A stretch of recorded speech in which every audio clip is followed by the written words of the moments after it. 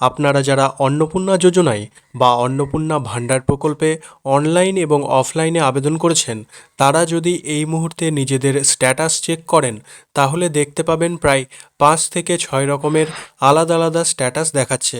কারো দেখাচ্ছে under enquiry, কারো আন্ডার প্রসেস, আবার কারো পেমেন্ট ফেলিওর, এছাড়াও সাবমিটেড, অ্যাপ্রুভড এবং পেন্ডিং স্ট্যাটাসও শো করছে।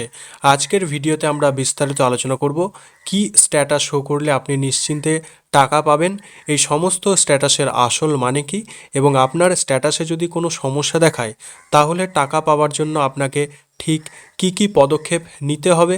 ভিডিওটি খুবই গুরুত্বপূর্ণ, তাই স্কিপ না করে প্রত্যেকে শেষ পর্যন্ত দেখুন। প্রথমে আলোচনা করি আন্ডার প্রসেস। যাদের দেখাচ্ছে আন্ডার প্রসেস, আপনাদের একদম চিন্তা করার কোনো কারণ নেই এবং আপনাদের এই মুহূর্তে কিছু করারও প্রয়োজন নেই। এর মানে হলো আন্ডার প্রসেসের অর্থ হলো অফিসে আপনাদের ভেরিফিকেশন প্রক্রিয়া চালাচ্ছে, সেটি এখন প্রসেসের মধ্যে রয়েছে তাদের। আপনারা জাস্ট মাঝে মধ্যে নিজেদের স্ট্যাটাস চেক করতে পারেন যে কোনো পরিবর্তন হচ্ছে কি না।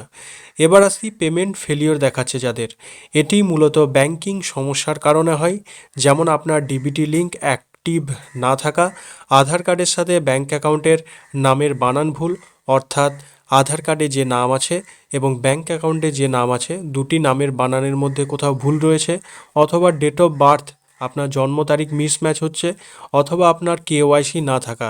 এই সমস্ত কারণে কিন্তু আপনার এই যে পেমেন্ট ফেলিওর এটি হতে পারে, এবং আপনাদের যদি জয়েন্ট অ্যাকাউন্টও হয় তাহলেও কিন্তু পেমেন্ট ফেলিওর হতে পারে।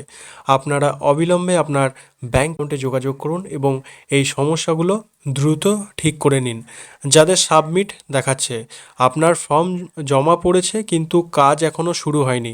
সাবমিট মানে হচ্ছে এটাই যে জাস্ট আপনার ফর্মটি তাদের অনলাইনে এন্ট্রি করা হয়েছে। যদি আপনি অফলাইনেও ফর্ম জমা করে থাকেন তাহলে জানবেন সেই আধিকারিকদের দ্বারা আপনার ফর্ম সাবমিট অর্থাৎ অনলাইন এন্ট্রি হয়েছে, এবং আপনারা অপেক্ষা করুন এরপরে স্ট্যাটাস কী আসে।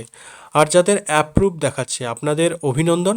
যাদের এই মুহূর্তে ফর্ম অ্যাপ্রুভ দেখাচ্ছে অন্নপূর্ণা ওয়েবসাইটে, আপনাদের ফর্ম সম্পূর্ণভাবে ভেরিফাই এবং পাস করা হয়েছে এবং আপনারা শীঘ্রই টাকা পাবেন যদি আপনাদের ব্যাংকের কোনো রকম ত্রুটি বা কিছু না থেকে থাকে।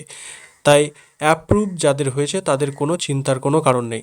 যাদের এই মুহূর্তে পেন্ডিং দেখাচ্ছে, আপনারাও কিছুদিন অপেক্ষা করুন, কারণ পেন্ডিং মানে হচ্ছে এটিও প্রসেসের মধ্যেই রয়েছে। হয়তো খুব দ্রুততার সঙ্গে এই পেন্ডিং স্ট্যাটাসের পরিবর্তন হয়ে অ্যাপ্রুভ দেখাবে যদি কোনো রকম ভুল না থাকে, এবং আপনি যদি যোগ্য হয়ে থাকেন অবশ্যই অ্যাপ্রুভ দেখাবে। তাই আপনারা রেগুলার স্ট্যাটাস চেক করতে থাকুন। এখানে একটা গুরুত্বপূর্ণ আপডেট আপনাদের জানিয়ে রাখি, যারা ফর্ম ফিল আপের সময় কোনো ভুল করে ফেলেছেন এবং ভাবছেন এডিট করবেন কিভাবে, তাদের জানিয়ে রাখি খুব শীঘ্রই পোর্টালে এডিট অপশন আসতে চলেছে। তখন আপনারা নিজেদের সমস্ত ভুল ঠিক করে নিতে পারেন, এবং আপনারা প্রত্যেকে ছোটোখাটো ভুলের জন্যই কিন্তু ফর্ম রিজেক্ট হয়েছে। কেউ নামের বানান ভুল, কেউ স্বামীর নামের বানান ভুল, কেউ বা কোনো রকম স্কুলের আপডেট বা বাচ্চাদের বিবরণী দিতে ভুল করেছেন। তাছাড়াও আপনাদের নিজেদের যে বার্ষিক আয় সেটি দিতে ভুল করেছেন। অনেকে এমন রয়েছেন যে সামান্য প্যান কার্ডের নাম্বার লিখতেও ভুল করেছেন। অনেকে বার্ষিক আয়ের জায়গায় মাসিক আয় সেটি লিখে ফেলেছেন। এসব কারণে কিন্তু আপনাদের অনেকের ফর্ম রিজেক্ট হয়েছে। খুব শীঘ্রই আপনাদের এডিট অপশন আসতে চলেছে। আপনারা খুব শীঘ্রই আপনাদের সেই সমস্ত ভুল সংশোধন করে নিতে পারবেন, কারণ ইতিমধ্যেই রাজ্য সরকারের বিভিন্ন মন্ত্রী মহাশয় থেকে জানানো হয়েছে যে কোনো যোগ্য উপভোক্তা, অর্থাৎ দিলীপ ঘোষ জানিয়েছেন কোনো যোগ্য উপভোক্তা কিন্তু বাদ যাবেন না। যারা প্রকৃত যোগ্য তারা কিন্তু অবশ্যই টাকা পাবেন। তাই ভুলবশত কোনো আপনার ফর্ম ফিল আপে ভুল থাকার কারণে যদি ফর্ম বাতিল হয়, আপনারা নিশ্চিন্তে থাকুন, অবশ্যই সুযোগ পাবেন। এবার আসা যাক সবচেয়ে বড় সমস্যা, যেটা হলো আন্ডার এনকোয়ারি। এর মানে হলো অনেকেই কিছুদিন আগে দেখছিলেন যে তাদের রিজেক্ট হওয়ার পর আবার হঠাৎ করে আন্ডার এনকোয়ারি দেখাচ্ছে। এর মানে হলো আপনার তথ্য যাচাই বা স্ক্রুটিনি করা হচ্ছে। ফর্ম ফিল আপের সময় ট্যাক্স দেওয়া সংক্রান্ত বা অন্য কোনো ভুল তথ্য আপনি ফর্ম ফিল আপে এমনভাবে দিয়ে ফেলেছেন, তারা সেটি নিয়ে হয়তো কোনো রকম সন্দেহ প্রকাশ হয়েছে, তাই রিজেক্ট করার পর আবার তারা সেটি আন্ডার এনকোয়ারি তাদের নিজেদের আওতায় নিয়ে আবার এনকোয়ারি করে দেখা হচ্ছে। তবে ভয়ের কোনো কারণ নেই। মাননীয় মুখ্যমন্ত্রী জানিয়েছেন এটি একটি দীর্ঘমেয়াদী প্রক্রিয়া যা আরও কিছুদিন ধরে চলবে। তথ্য অসঙ্গতির জন্য যদি ফর্ম রিজেক্টও হয় আপনার, তাহলেও পরবর্তীতে আপনার এডিট করার সুযোগ কিন্তু প্রত্যেকে পাবেন। যারা এই প্রকল্পের প্রকৃত যোগ্য উপভোক্তা তারা প্রত্যেকে অন্নপূর্ণা ভাণ্ডারের 3,000 টাকার তার সুবিধা কিন্তু পাবেন। যাদের আন্ডার এনকোয়ারি দেখাচ্ছে, আপনাদের একটি গুরুত্বপূর্ণ আপনাদের বিষয় জানিয়ে রাখি যে আপনারা এই মুহূর্তে যেটি করতে পারেন, একটি সাদা কাগজে বিডিও সাহেবকে উদ্দেশ্য করে দরখাস্ত বা আবেদনপত্র লিখতে পারেন। মনে রাখবেন, বিভিন্ন ব্লকে বা মিউনিসিপ্যালিটিতে ভেরিফিকেশনের নিয়ম আলাদা হতে পারে, তাই আপনার লোকাল বিডিও অফিস বা আইসিডিএস কেন্দ্রে একটু খোঁজ নিয়ে এটি দেখবেন, কারণ বিভিন্ন জায়গায় বিভিন্ন আধিকারিকদের এই দায়িত্ব দেওয়া হয়েছে এবং তার নিয়মও কিন্তু সম্পূর্ণ আলাদা। আমি যে বিডিও অফিস থেকে খোঁজ নিয়ে যেটি জানতে পেরেছি সেটি আপনাদের জানিয়ে দিই যে আপনারা কিন্তু এইভাবে আবেদন করতে পারেন। এই আবেদনপত্রের সাথে আপনাকে যে সমস্ত জেরক্স কপি জমা দিতে হবে, এছাড়াও কি কি লিখতে হবে আবেদনে সেটিও আপনাদের জানিয়ে দেবো। অনলাইনের যে ডকুমেন্টগুলো আপনাকে জমা দিতে হবে, আপনারা যে অনলাইনে যেটি দেখতে পাচ্ছেন এই মুহূর্তে সাবমিট হওয়ার পর অ্যাকনলেজমেন্ট কপি, সেটি লাগবে।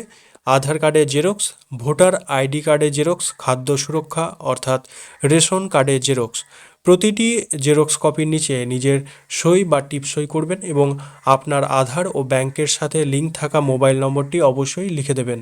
এরপর আপনার এলাকার যারা এই সমস্ত বিষয়ে রয়েছেন দায়িত্বপ্রাপ্ত, আইসিডিএস দিদিমণি হোক বা পঞ্চায়েত বা বিডিও অফিসের নিয়ম অনুযায়ী আপনি জমা দেন।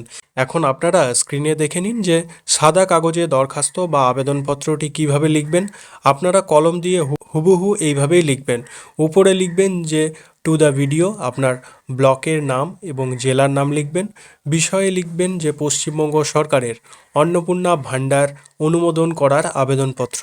তারপর লিখবেন, মহাশয় আমার বিনীত নিবেদন এই যে আমি আপনার নাম এবং আপনার স্বামীর নাম বা পিতার নাম, গ্রামের নাম, পোস্ট অফিসের নাম দেবেন, থানার নাম দেবেন।